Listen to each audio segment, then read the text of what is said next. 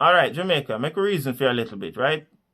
So every time there's an upsurge of violence in the country, like there is now, there is this constant clamor for the return of Renato Adams to be in some capacity of crime fighting. Some even say that he should be the commissioner of police. But I think that with the benefit of hindsight, it would be the conclusion of any reasonable mind that when Adams was there, Jamaica was not a utopian society. You couldn't reasonably conclude that when Adams was in crime fighting in Jamaica, it was a much better place. You see, and because of that, now we're throwing a very simple solution at a very complex problem. What we need to understand is that there are too many youngsters in Jamaica, especially men, who feel excluded from where the society is and where it's going. And they have felt that way for a very long time. So the systems are broken and they're producing criminals at a rapid. The youngsters in the country, when the gangs look up, when they look out, they're spoiled for choices. And that is where we need to make them a little bit more unattractive to the criminal gangs. So when they see a youngster going by, a man or a woman, a boy or girl, they're like, no, that one is going to be too hard to convince because he is going places, she's going places, she's ambitious, and there is an opportunity for him or her. The society hopes spring eternal. Corporate Jamaica and the political representation, they need to come together to create a fix. You know, there are too many desperate people in the society down there. And desperation means that the threat to life is even greater. So for those who have and think that, boy, I can go and live up on the hill, the minute you come down, you're in trouble. And also, there is no boundary to which desperation will not cross over or get to. And when it does, it brings death or the potential of death with it. So you can't hide in your bubble, but you have to help to find a solution. Help to fix the education system, invest in it. Help to fix the social systems, invest in it. Because the occasion demands it, the urgency, the immediacy of the task right now means that nobody can sit idly by and watch. There are some who will try to run away, but in the words of Buju Banton, those who can afford to run will run. But what about those who can't? They'll have to stay. And unfortunately, that is the mass. The mass cannot afford to run.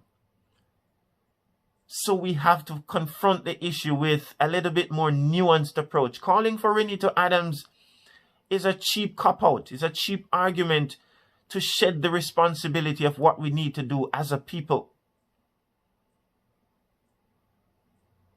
In America, racism is the thing that hinders the growth of a lot of people who look like me. In Jamaica, classism is the equivalent. Because for a long time, those in the inner cities, and we have a lot of those in Jamaica, they feel excluded and trampled up and disenfranchised by the system. Law enforcement, employers, because we know your address sometimes determine whether you are employed or not.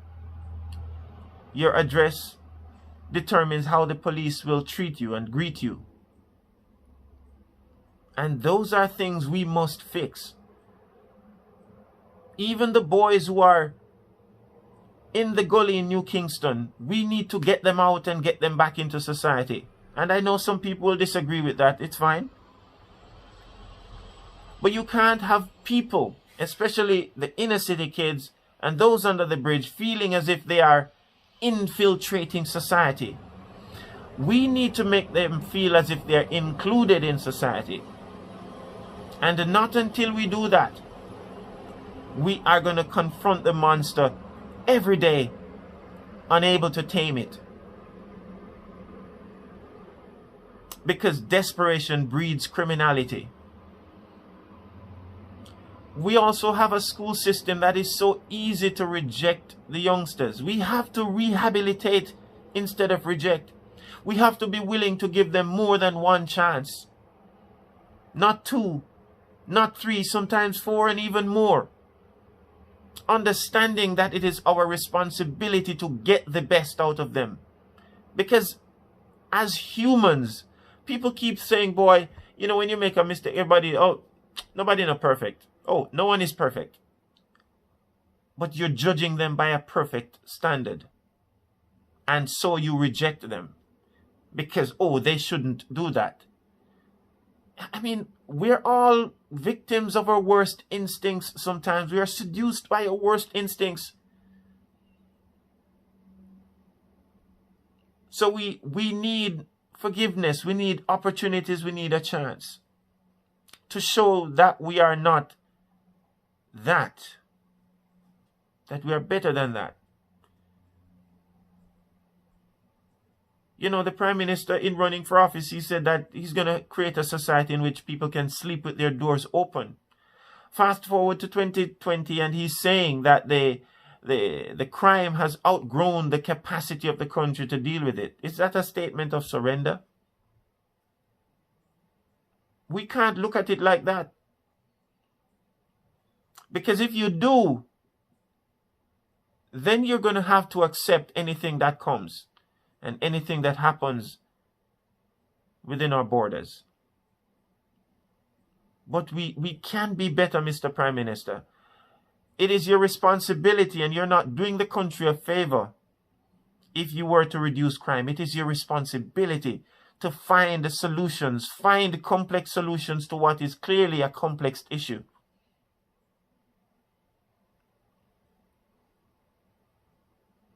We have to get the country in a position where the people there don't think that they have to run away to America or the UK or wherever to feed their families, send their kids to school. And for those Jamaicans who think that, boy, the only way to breathe success into my life is to run here to the United States or UK, wherever. It's really, the reality shocks the perception when you get here. Because it is not a utopian world either. And some might say, then why are you there for and you can't tell me that? Well, for those who know me, know that if it was left up to me alone, I'd still be in Jamaica, right? But I left for family reasons. And I'm not saying that coming here hasn't redounded to our benefit. It would be remiss of me to say that. But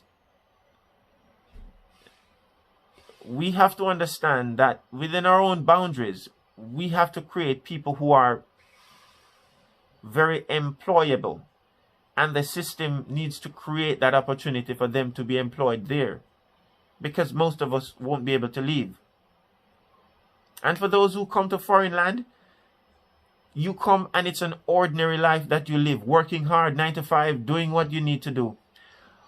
But it's when you leave these shores and go back to the confines of your own country, that is when you're able to enjoy the benefits. Because of how the dollar is stacked up against our dollar. So you live lavishly for a few months that you're there on holidays or, you know, for some vacation. But when you come back to a dollarized economy, things are back to normal. And of course, yes, for those who can afford to come, come. I'm not going to be like some people and tell you, oh, don't come. But I'm saying to those who run the country and for those who are there too, challenge your political representative to serve you in the best possible way, understanding what is it that is available to your political leader in your constituency. What fund do they have access to? And how can those said funds come to you as a people? We need to be a little bit more intellectually curious as to how we engage the political process. Our votes come too cheaply in Jamaica. Bought by just a flask of rum, a box of beer. And so that is why they take for granted your power. Because you are the ones with the power. The most powerful people in the country are those who put on the corridors of power their representatives. So you can take them out and you can put them in. But Mr. Prime Minister, engage corporate Jamaica, understanding that rising tides lift all boats, and they can't stay in their bubble thinking that they're safe, because the minute they come out of it, they are endangered species. Make for a better society, and I guarantee you, we wouldn't have to be calling for Renato Adams, because crime would be on the down. Here in America, of course, crime you won't hear, but people are shot down in the streets here too every day. Talking about poverty, 41 million people in this country suffer from homelessness. 1 in every 3 veterans is homeless in this country. So America is not the perfect world. So let's fight to create our society, our Jamaican dream.